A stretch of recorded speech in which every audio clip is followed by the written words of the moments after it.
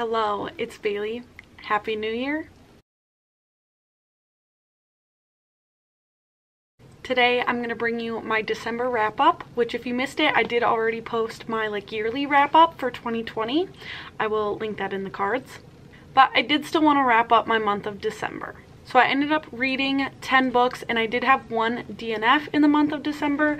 I ended up DNFing Black Sun by Rebecca Roanhorse. And I got to page 108 before I set this down, and I am still going to keep this on my TBR. I felt like this was something that was going to require more attention than I was capable of giving it at the time, so I was getting kind of confused, so I'll be glad to go start it over when I decide to do so. So from there, I'm going to go from my least favorite to my most favorite of the month.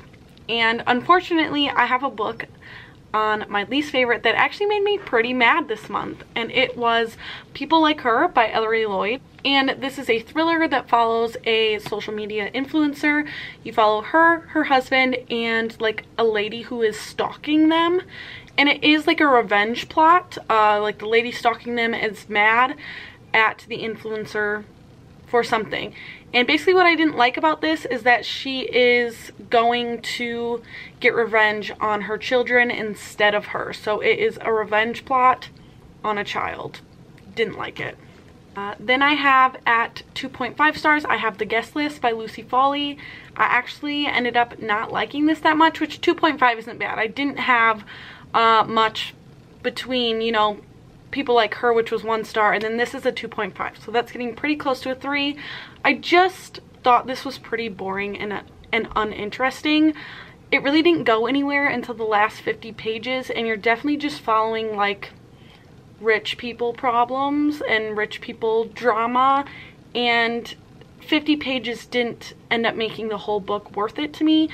This is a thriller set around a wedding, and their venue is a secluded island, and just getting a lot of back history before, like I said, no crime happens until right at the end. So I just didn't end up enjoying this one. It didn't work for me.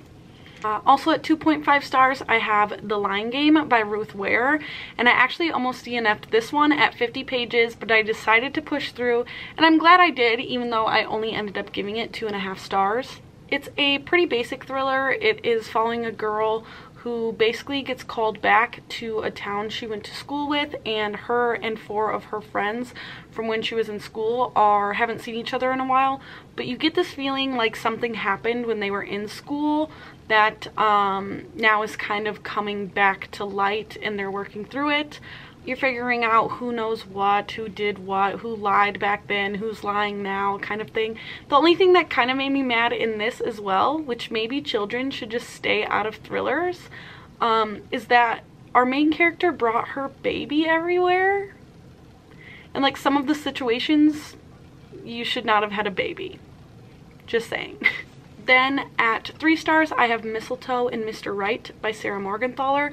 This is the only festive thing I read this month, and it was fun for that. I did read it for Allie's currently reading book club, and they all basically ended up hating this. I didn't hate it as much as they did, but I just think both of the books in this series, the first one is The Tourist Attraction, fall short on plot. Like I said, I liked that this was festive. It is centered around the Christmas season. And I love the town in these stories. It is a small town. I think it's an Alaska town. And there's lots of animals in these books, which I love, pets and otherwise. And this story does follow a 2 lonely people romance, which I did think was cute. There was a lot of things that happened in this book that were really cheesy, really cliche, and it maybe was just a little too long, but overall, like I said, it's a 3 star. That's an average rating for me. Also at 3 stars, but I would say I enjoyed this one significantly more than Mistletoe and Mr. Right on reflection. I have Beach Read by Emily Henry, and this follows 2 authors who were college rivals, and now they're somehow living as next door neighbors. And they decide as a challenge that they're going to swap genres. They're both kind of in a rut, so they're going to try to write each other's genres. And so the main girl character is a romance writer, and she's taking out the guy character on like cutesy dates to teach him like how to write romance. And he is like a literary fiction writer, and he's taking her to like, again, excursions to learn some heavier topics and write his genre. And it was cute. I did write that this, for me, did try to handle heavy topics, but then gave like the simplest solutions to all of those problems or all of those things that came up. So it was like, we're gonna try to do this, but then it was almost just like brushed aside. At least I felt that way. And also, whenever stuff was like getting steamy and you're like, oh, they like each other, they're gonna kiss, they're gonna go farther, they kept getting interrupted, which it does eventually go there, but it was just like again and again. So that's how I felt about Beach Read. I didn't think it lived up to the hype, but it was definitely like an okay romance. Then at 3.5 stars, I have Take a Hint, Danny Brown by Talia Hibbert. And this is another one. I do think the series is a little overhyped. Like I said, I only gave this one 3.5 stars. And I think I also gave Chloe Brown 3.5 stars. These are very steamy, which is a good change of pace from the other romances I read this month. Both Beach Read and Mistletoe and Mr. Right aren't very steamy. I do wish that this one had a little bit more plot than it did. I did love that this was following a bisexual main character, and basically it is a fake dating trope. And I also just don't know if I love, like, the whole conflict is that Danny is someone who avoids relationships, and I just don't know if I love that trope in general. At 4 stars, I have Romancing Mr. Bridgerton by Julia Quinn. And now the Netflix series is out and everyone is watching it and knows why I've been reading these in anticipation. But this was Colin and Penelope's romance, and I've been waiting for this one. I love both of them as characters. It almost didn't live up to my expectations, but was still good in a different way. I do like that Penelope is a heavier main character, and they've known each other for years, and I liked that Colin was very, like, when you get his thoughts, it's very like, I never thought you were undesirable, I just never was thinking about you in that way. And so him like realizing that he's attracted to Penelope, I actually really like. I did notice a theme, especially getting this far into the series, that most of these books revolve around the Bridgerton family member trying to find their individuality, and I kind of like that in the stories. These have definitely been comforting for me to read. Then I have 3 5-star reads this month, which was great. 2 of them ended up on my favorites of the year, but I have The Girl with the Louding Voice by Abi Dare, and this was a great story. I haven't read anything like this in a really long time.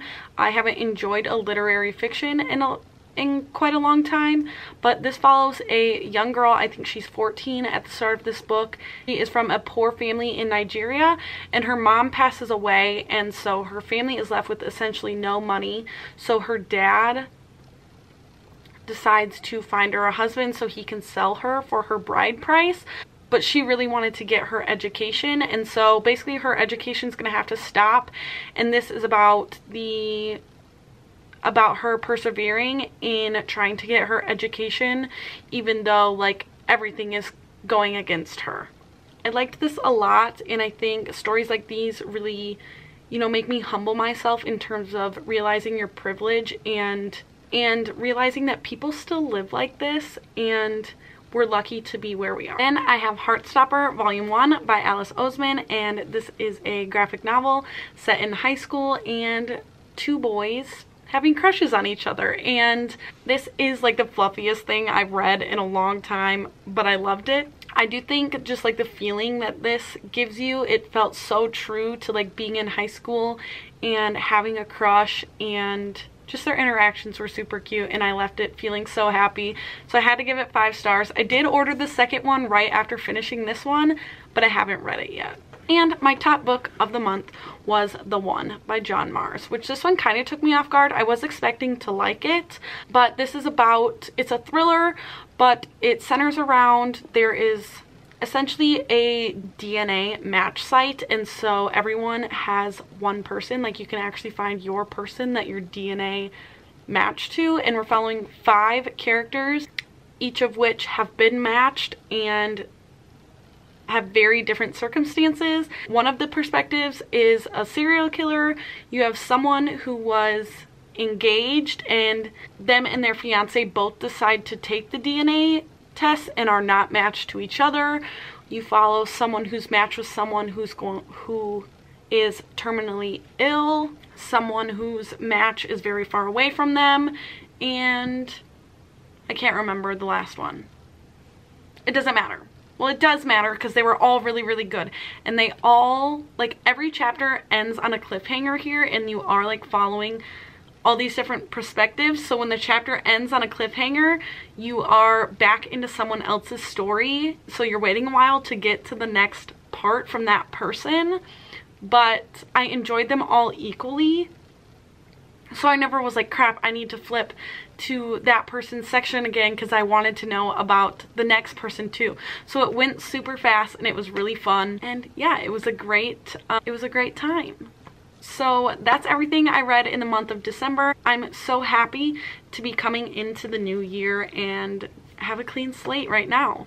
So let me know what you thought of any of these books if you've read them, or let me know down below what your favorite book of December was.